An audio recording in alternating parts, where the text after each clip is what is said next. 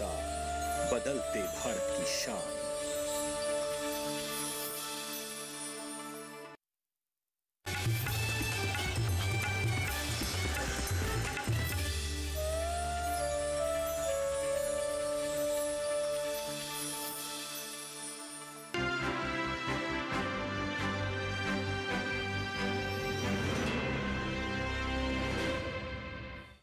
प्रधानमंत्री नरेंद्र मोदी जी के नेतृत्व वाली सरकार के 9 साल पूरे हो चुके हैं। ऐसे में किसी भी मंत्रालय की बात करें, सबकी मंशा एक ही होती है, भारत को आत्मनिर्भर बनाना, भारत को पहले पायदान पर लेकर आना। आज इस कड़ी में हमारे साथ खास मेहमान हैं डॉक्टर संजीव बालियान, केंद्रीय राज्य मंत्री। सर, बहुत स्वागत, नमस्कार। धन्यवाद। पशुपालन मंत्रालय का कार्यभार आप संभालते हैं। अगर हम पशुओं को लेकर ही बात करें तो ग्रामीण जीवन का अटूट हिस्सा रहा है सदा से, सदियों से। ऐसे में अर्थव्यवस्था को लेकर ग्रामीणों में इसकी कितनी भागीदारी? देखिए, जब हम 2014 में सरकार में आए तो उस समय 24% कृषि में हिस्सेदारी थी पशुपालन की, मेरे मंत्रालय के आप कह सकते हैं जो है। और अब 24% से बढ़कर करीब हम 30% से ऊपर जा चुके हैं। तो आप समझ सकते हैं पिछले 9 सालों में 6% हिस्सेदारी पशुपालन की कृषि के क्षेत्र में बढ़ी है। और मुझे लगता है कि बहुत ज़्यादा है। और अगर आप तुलनात्मक करें तो पशुपालन का जो ग्रोथ रेट है जीवीए, वो करीब हमारा 7% से लगातार ऊपर है। जबकि अगर आप कृषि क्षेत्र में देखेंगे तो कई बार 2%, 2.5% या 3%। एनिमल हस्बेंड्री और फिशरी ऐसा सेक्टर है कि जिसकी ग्रोथ रेट इस देश में सबसे ज़्यादा है पिछले 9 सालों और लगातार बढ़ती जा रही है। आप ये देखिए, और फिशरी की ग्रोथ रेट तो मेरे विचार से हमारी 7.6-7.7% है। तो शायद ऐसा कोई सेक्टर नहीं होगा जो इतनी ग्रोथ रेट के साथ हो और जिसने पिछले 9 सालों में इतनी हिस्सेदारी बढ़ाई हो। दूध उत्पादन में हम पहले पायदान पर हैं, इसमें कोई शक नहीं। पिछले 9 सालों के दौरान उत्पादन बढ़ाने के लिए क्या क्या कदम उठाए गए? देखिए, 2014 में जब हम सरकार में आए उस समय तक हमारी पॉलिसी थी क्रॉस ब्रीडिंग के ऊपर। हम जो बाहर से जर्सी और होस्टन फ्यूजन 2 ब्रीड हम लेकर आए थे बहुत पहले, और हमारी जो देसी ब्रीड थी उसके साथ क्रॉस करके हमने दूध उत्पादन बढ़ाने का प्रयास किया जी। 2014 में जब हम सरकार में आए तो माननीय प्रधानमंत्री जी की एक इच्छा थी कि जो हमारी इंडिजिनस ब्रीड है, जिसको हम देसी गाय बोलते हैं, हमें फोकस उस पर करना है, उसकी ब्रीड इंप्रूवमेंट करना है।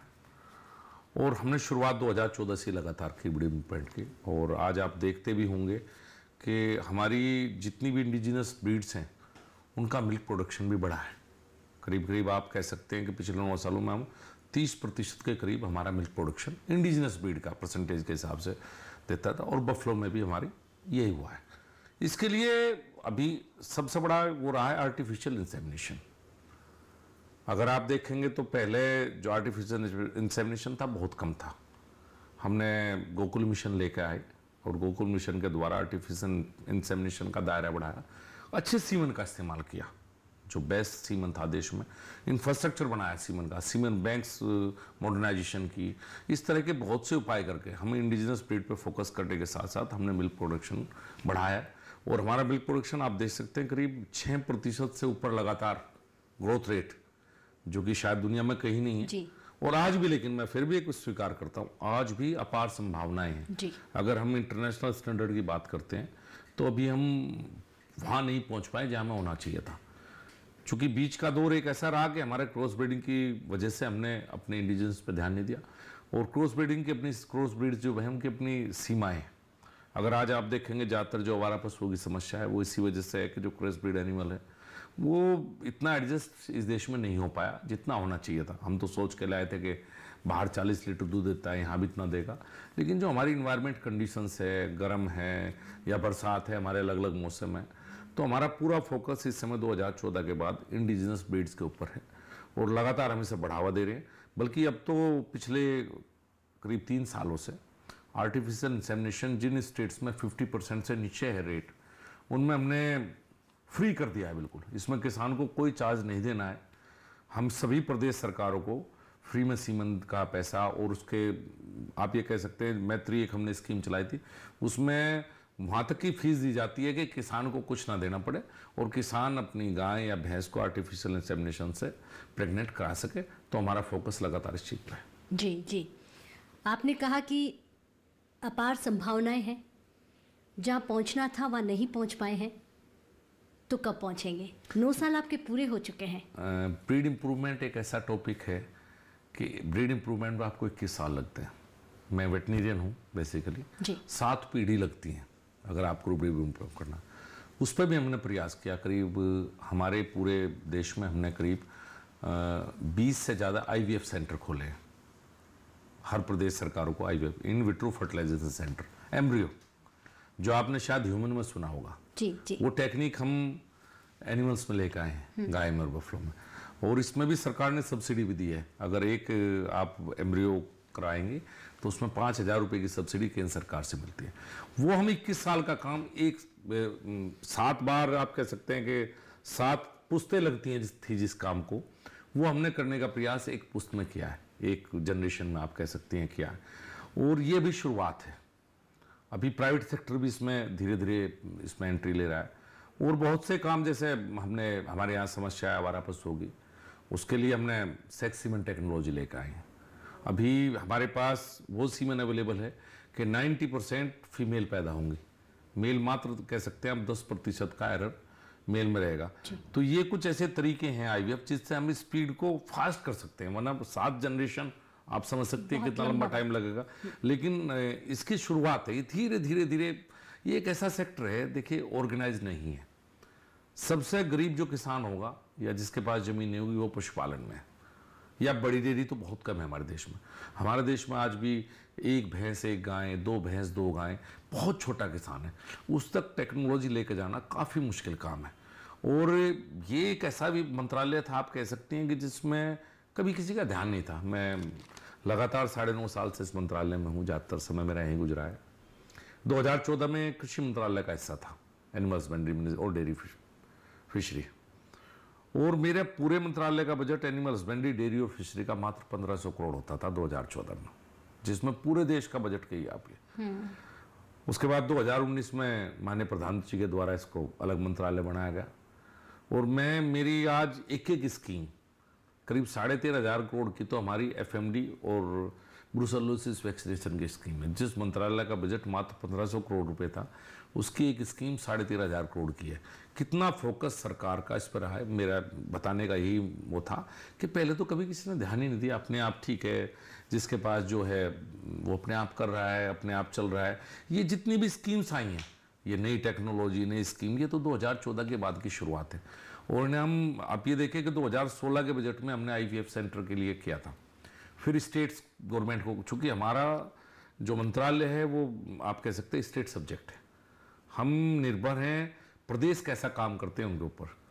तो 2016 के बजट में हमने IVF सेंटर की और सेक्स सीमेन टेक्नोलॉजी लेकर आए। लेकिन हमें IVF सेंटर बनाने में 4 साल लग गए, क्योंकि हम प्रदेश सरकारों को पैसा देते हैं। फिर हमारे पास वर्क फोर्स नहीं थी, फिर ट्रेनिंग सेंटर, फिर ट्रेंड वेटनेरियन। तो ये एक लंबी प्रक्रिया है। ये कोई एक सड़क बनाने जैसी नहीं है कि हमने गया, हमने टेंडर किया और 1 साल के अंदर हमने सड़क बना दी। ये एक कॉम्प्लिकेटेड सब्जेक्ट है और इसमें समय थोड़ा ज़्यादा लगता है। जी, ऐसे में एक और सवाल आपसे पूछे। देश राष्ट्रीय डिजिटल पशुधन मिशन चला रहा है, इस मिशन के पीछे सरकार की आपकी क्या मंशा? देखिए, आधार आया, आधार से एक पहचान मिली सबको, एक आधार नंबर। जी। तो इस सरकार में सिर्फ हमारे और आपके लिए आधार नहीं आया, आप कह सकते हैं कि पशुओं के लिए भी हम आधार लेकर आए, वो इसी का एक हिस्सा है। हमने टैगिंग की शुरुआत की। हमारे पास करीब 52 करोड़ टोटल पशुधन है, आप कह सकते हैं, जिनमें से 30 करोड़ के करीब गायें और भैंस हैं। बाकी कुछ भेड़, बकरी, पिगरी और अलग अलग सेक्टर हैं। हम टैगिंग की शुरुआत की है। 12 डिजिट का एक नंबर, टैग नंबर होगा।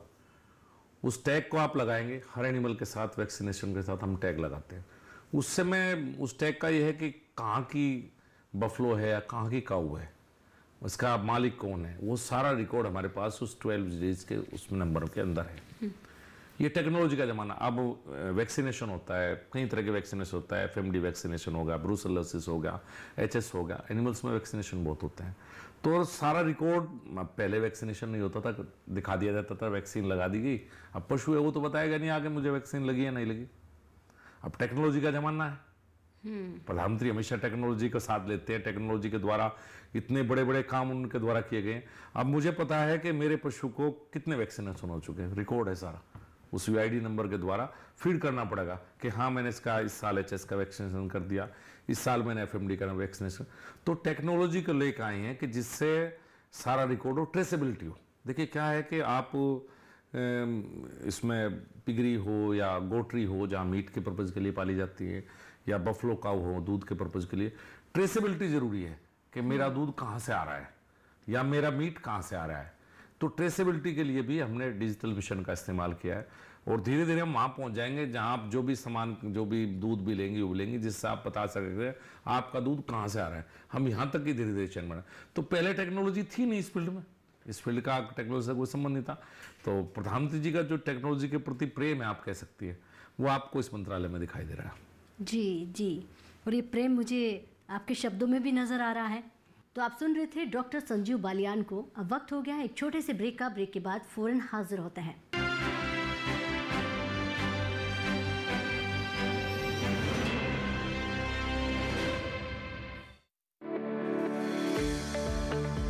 सत श्री अकाल, आप देख रहे हैं डीडी किसान और मैं हूं आपके साथ राधिका चौधरी। डीडी किसान की टीम दिल्ली से पंजाब पहुंच चुकी है।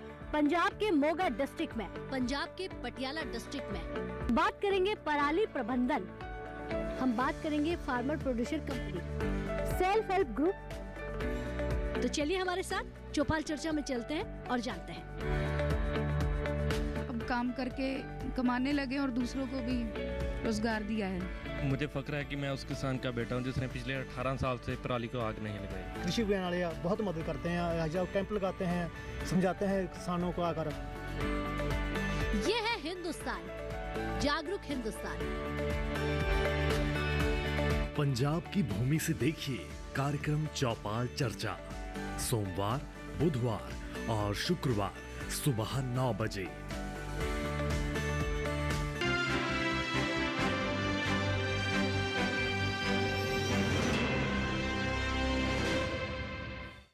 ब्रेक के बाद खास मुलाकात में बहुत स्वागत। चर्चा को आगे बढ़ाते हैं और जानते हैं कि किस तरह से भारत सरकार के 9 साल पूरे होने पर क्या क्या काम रहा है। डेयरी के क्षेत्र में उद्यमशीलता को बढ़ावा देने के लिए आपका मंत्रालय किस तरह से काम कर रहा है, किस तरह से कदम उठा रहा है? देखिए, पहले मेरे मंत्रालय से जो स्कीम होती थी वो 1 या 2 बफलो या गायें काऊ आप ले सकते थे, और उसमें हम 30%, 35% सब्सिडी देते थे। वो एक छोटे किसान के लिए थे। फिर 2019 के बाद कोविड के दौरान गिरिराज जी कैबिनेट मंत्री थे उस समय, हमने सलाह की कि नई जनरेशन कैसे आएगी। एक वो दौर ऐसा आया कि कोविड के दौरान शहर के लोग गांव में गए, पढ़े लिखे लोग अपने गांव तक वापस गए, नौकरी छोड़ के गए, रहने के लिए गए। उस दौर में हमने सोचा कि नई जनरेशन आनी चाहिए जो डेयरी को अच्छे तरीके से करना चाहती है, बड़ी डेयरी करना चाहती है। तो उसके बाद हमने सोचा कि ब्रीड इम्प्रूवमेंट भी जरूरी है, जो पहले मैंने कहा कि दूध उत्पादन बढ़ाने के लिए ब्रीड इम्प्रूवमेंट जरूरी है। तो उस समय पे हमने एक स्कीम लेकर आए, और बड़ी स्कीम है बहुत, कि अगर कोई भी व्यक्ति देश में हमारा एक ब्रीडिंग फार्म खोलना चाहता है, देसी गाय का या बफलो का, भैंस का, तो उसको भारत सरकार के द्वारा, अगर उसका प्रोजेक्ट 4 करोड़ का है तो 2 करोड़ रुपए सब्सिडी भारत सरकार के द्वारा दी जाएगी। 2 करोड़ सब्सिडी के साथ साथ हम उसको 3% इंटेंस सबवेंशन भी देंगे।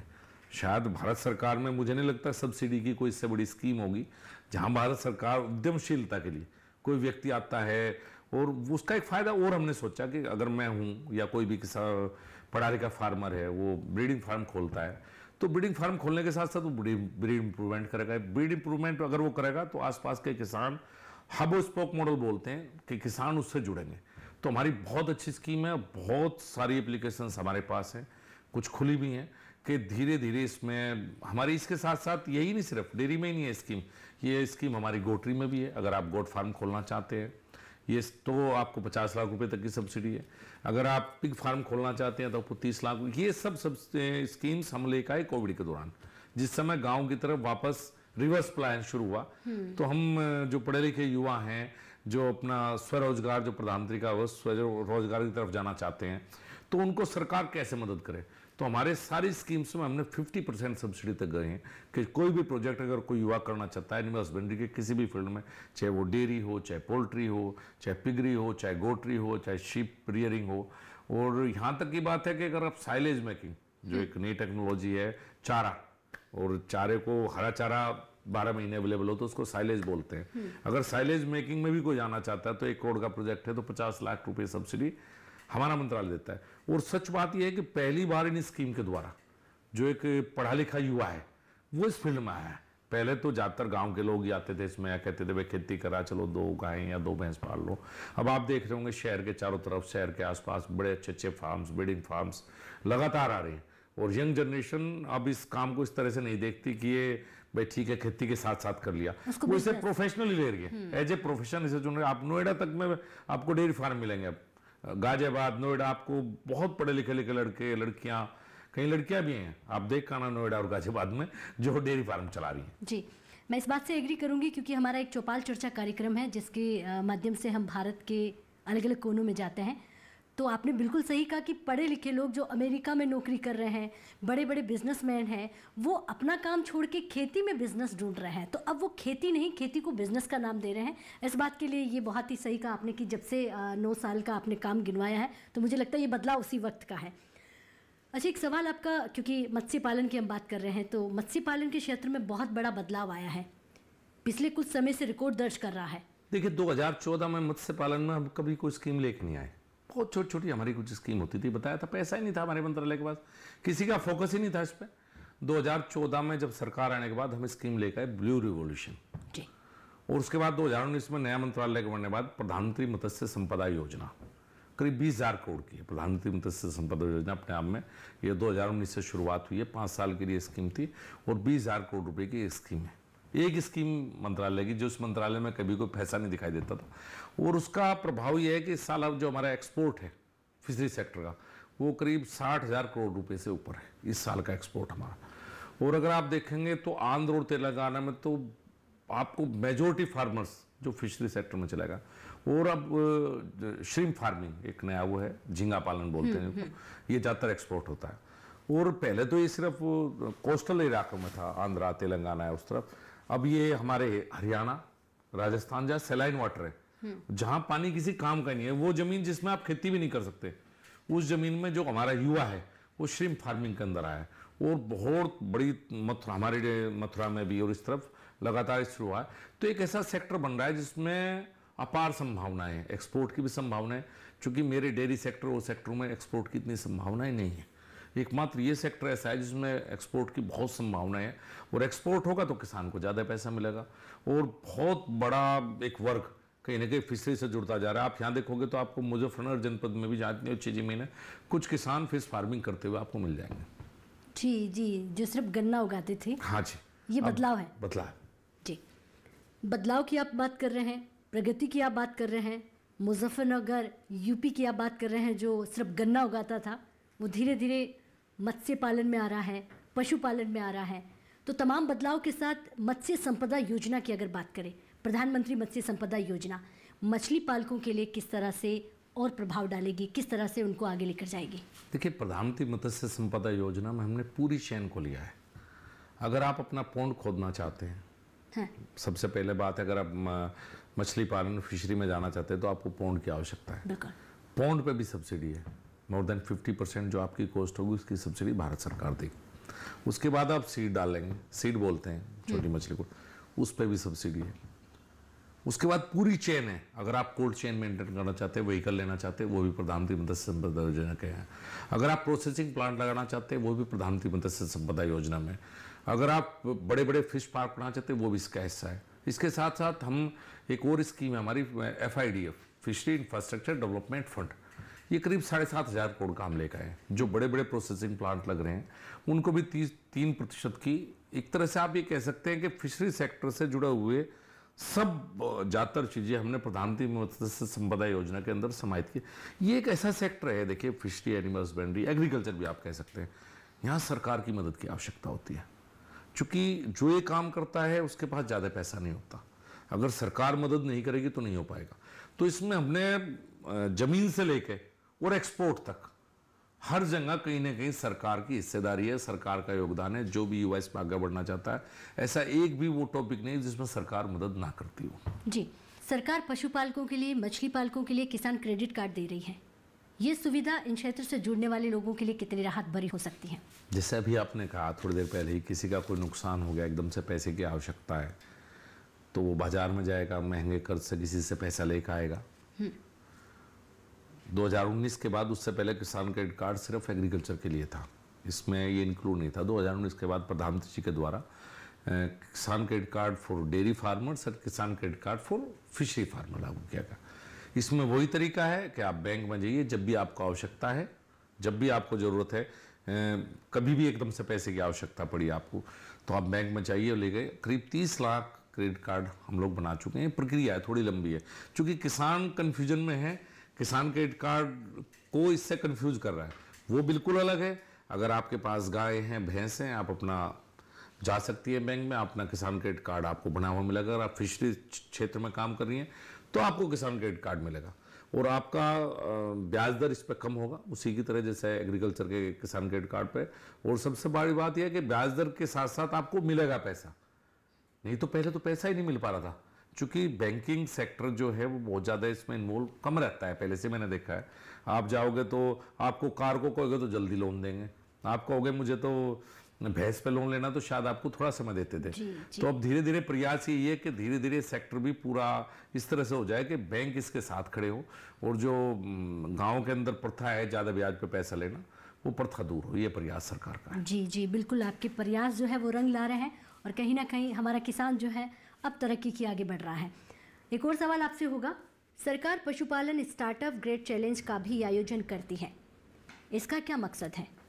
किस तरह से किसानों को हम प्रोत्साहित कर रहे हैं? देखिए, जब भी हमें कोई नई प्रॉब्लम आती है, हमारे पास कोई चैलेंज आया सामने के लिए, तो हम चैलेंज स्टार्टअप के माध्यम से, इनके माध्यम से हम लोगों में करते हैं। इस तरह के कनक्लेव हर साल हमारे होते हैं, और हम सवाल रखते हैं जिनमें, चाहे वो साइंटिस्ट हो, चाहे वो नए लड़के हों, युवा।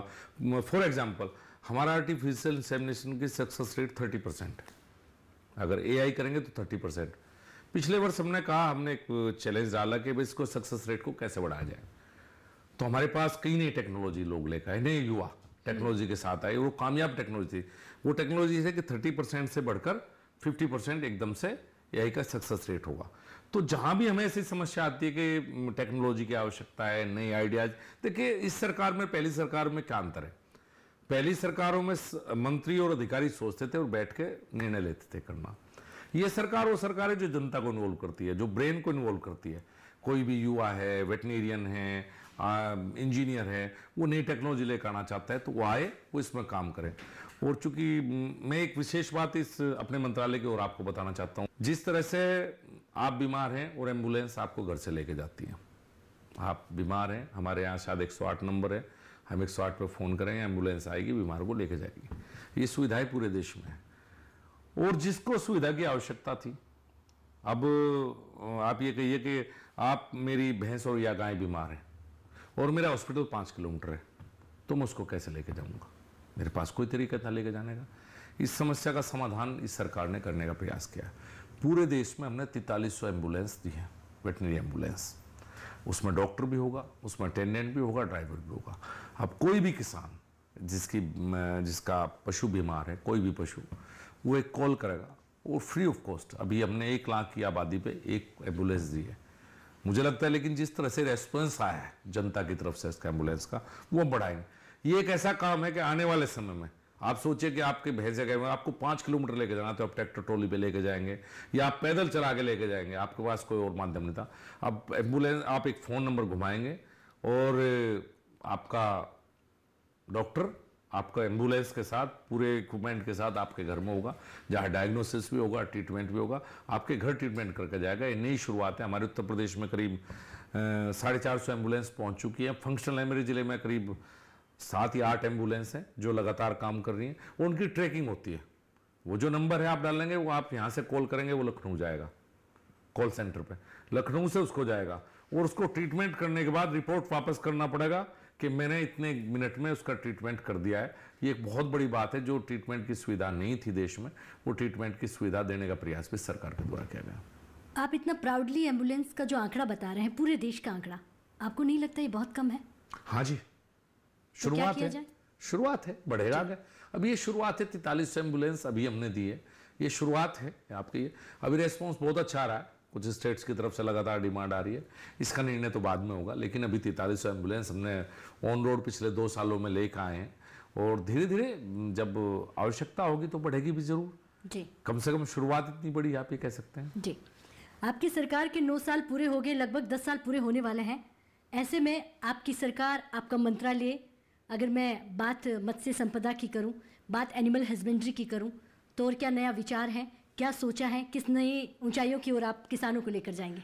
देखिए, मैंने बताया ना, लगातार सरकार का फोकस जो टेक्नोलॉजी के माध्यम से अब इनको सबको जोड़ने में, जैसे एम्बुलेंसेज आ गई, एक कॉल सेंटर पे फ़ोन पे आ गया, आर्टिफिशियल इंसेमिनेशन आ गया, सेक्सीमेंट टेक्नोलॉजी आ गई जो हमारी आवारा पशुओं की समस्या है उसको हम दूर करने, IVF आ गया जो हमारी एम्ब्रियो का होगा। इस तरह की नई नई टेक्नोलॉजी हम लेते के जा रहे हैं, और इन्हीं बातों को आगे बढ़ाएंगे, और समय के साथ से धीरे धीरे और बातें जुड़ती रहती हैं। जी, 9 साल के कार्यकाल की चर्चा कर रहे थे, क्या क्या बदलाव किया है, क्या क्या बदलाव होना है, इस पर आज हम बात कर रहे थे। आपने ये स्वीकार किया कि बदलाव बहुत हुआ है, लेकिन अभी भी ये नहीं कह सकते कि बदलाव पूरे हो चुके हैं। थोड़ा और वक्त चाहिए, बदलाव बहुत करना है, क्योंकि हमें देश को ऊंचाइयों तक लेकर जाना है, पहले पायदान पर लाना है, और कहीं ना कहीं हर मंत्रालय की यही मंशा होती है। बहुत बहुत धन्यवाद संजीव बालियान जी, बहुत शुक्रिया, आपने अपना कीमती समय दिया। धन्यवाद। तो आज खास पेशकश में आप संजीव बालियान जी को सुन रहे थे। एनिमल हस्बेंड्री का कार्यभार संभाल रहे हैं, मत्स्य संपदा में किस तरह से बदलाव आया है, पशुपालकों के जीवन में किस तरह से बदलाव आया है, और पूरे 9 साल पूरे होने के बाद और क्या क्या बदलाव लेकर आना है, इस पर भी हमने चर्चा की। हमें दीजिए इजाज़त, नमस्कार।